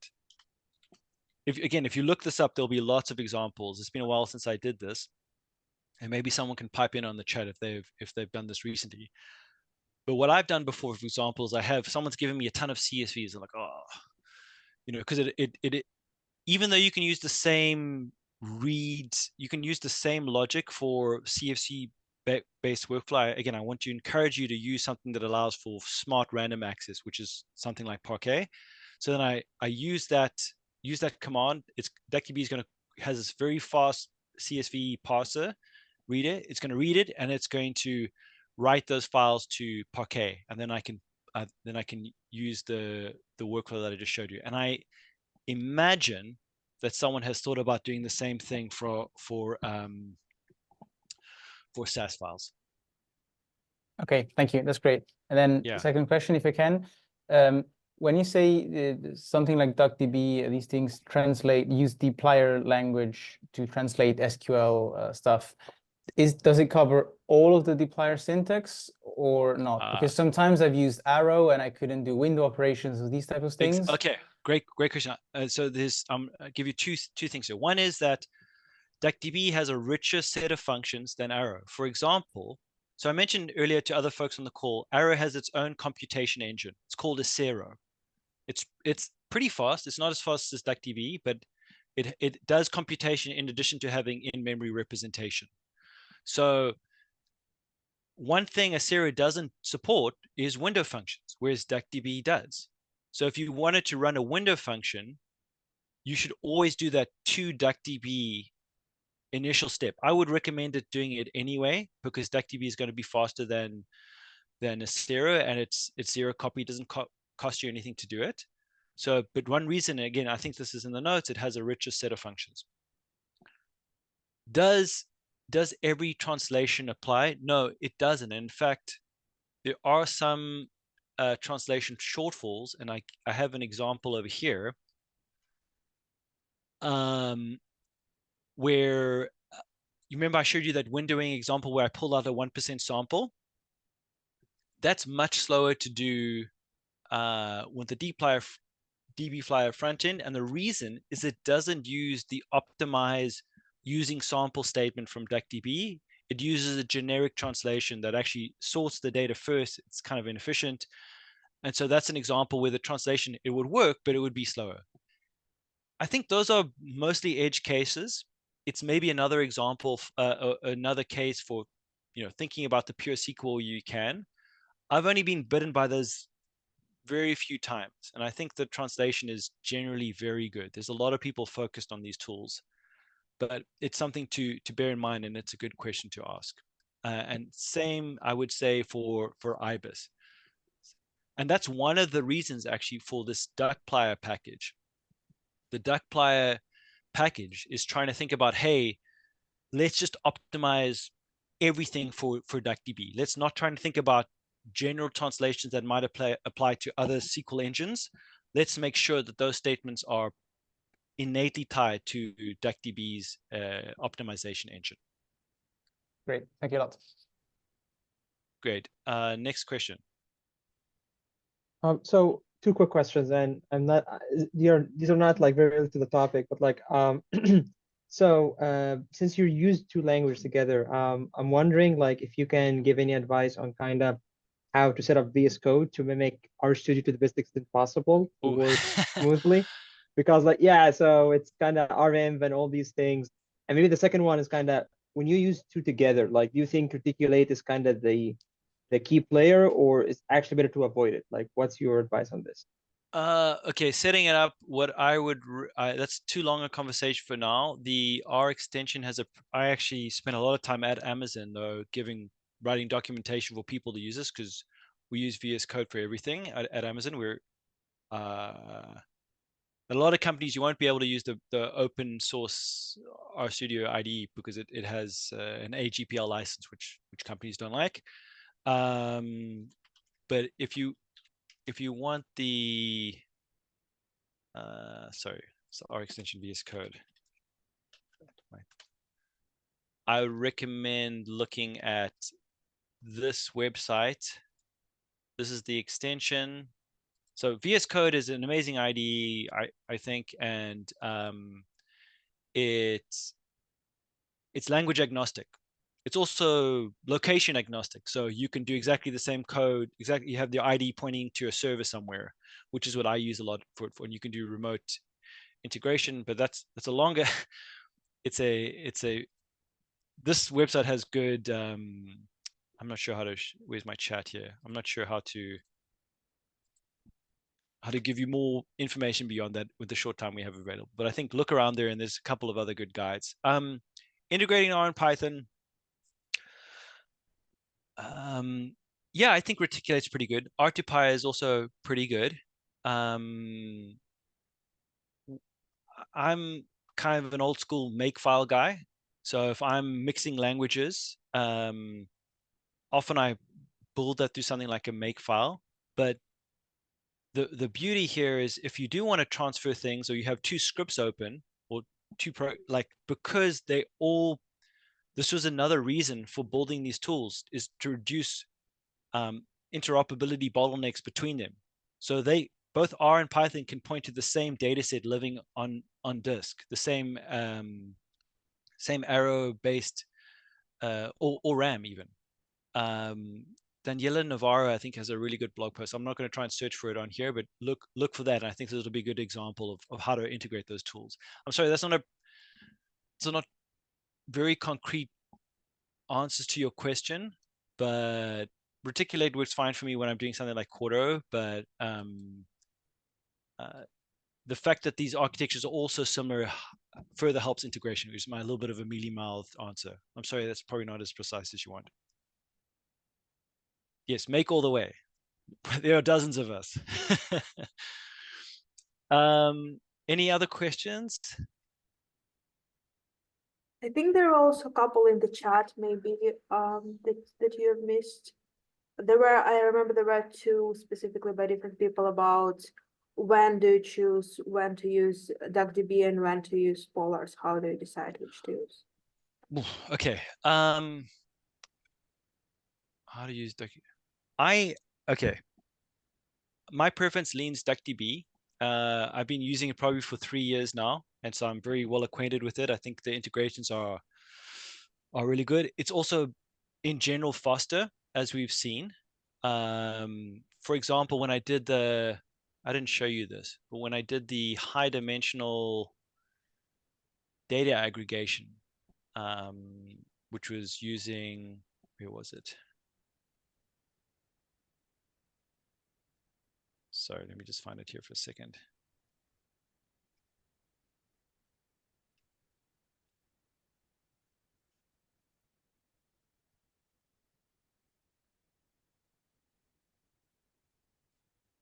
Oh, I'm in the wrong.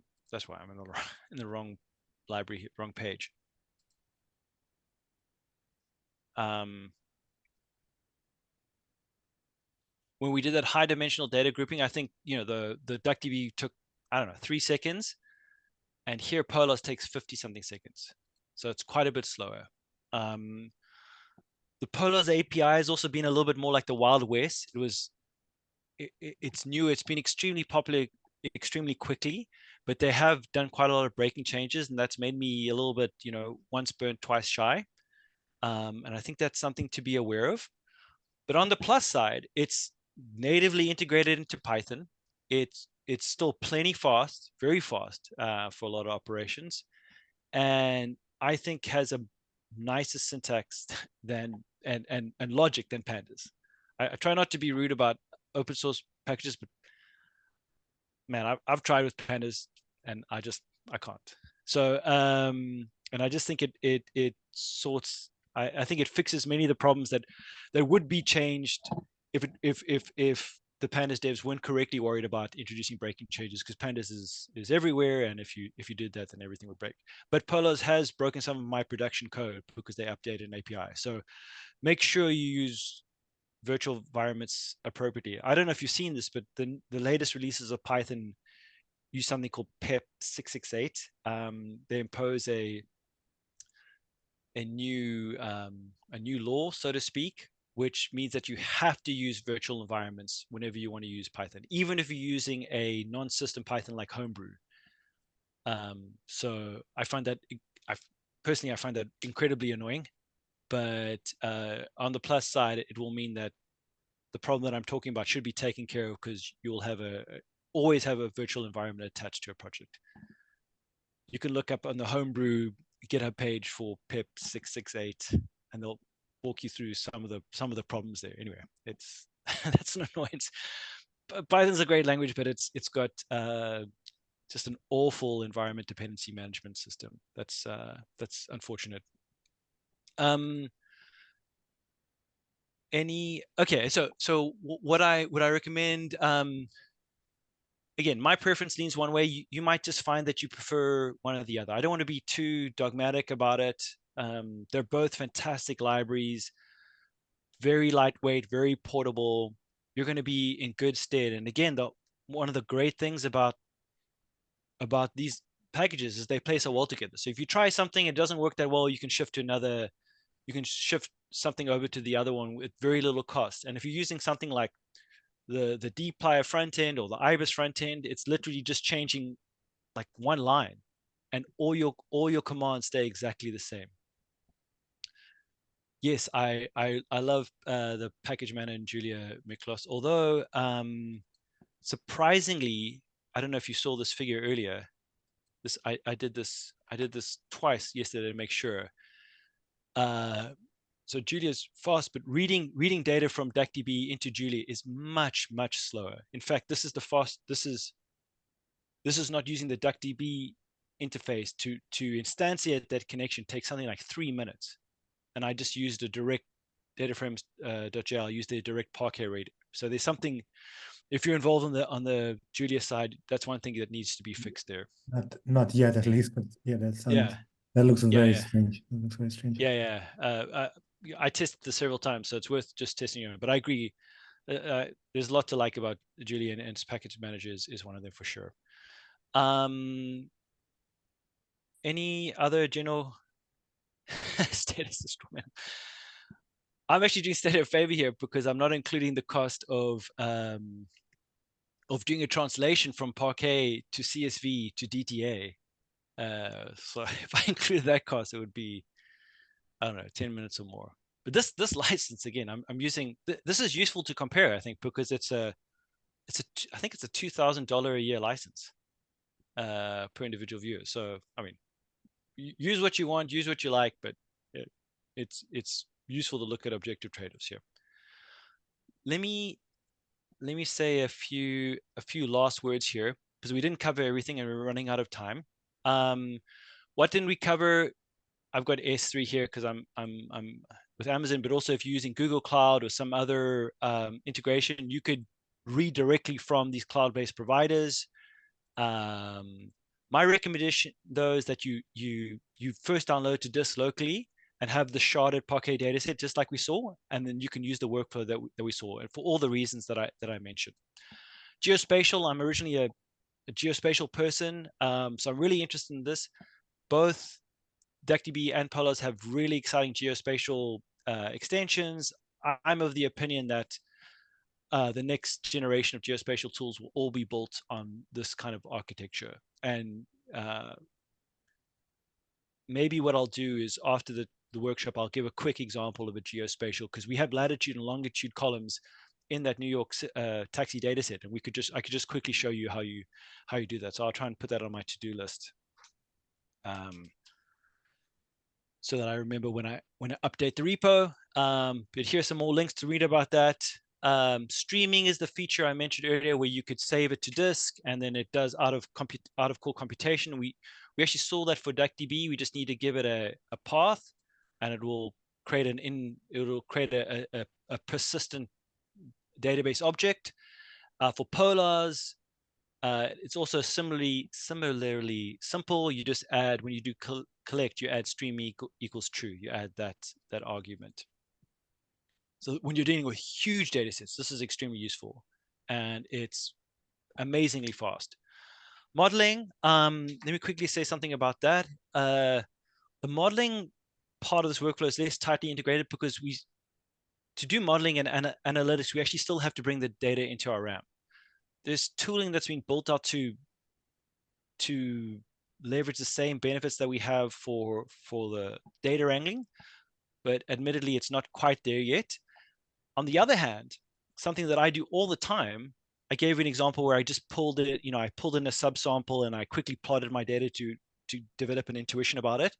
Something that I do all the time is I use this quick input-output part of it to very quickly pull in a part of my data set, potentially a large data set, a large part, and then I just run my model on that part, save the model, drop the data, pull in the next subsample, run the model on it again, or run it on a, maybe it's training and validation. For example, I have to give a shout out to one of my favorite packages here, which is Fixthis for high dimensional fixed data.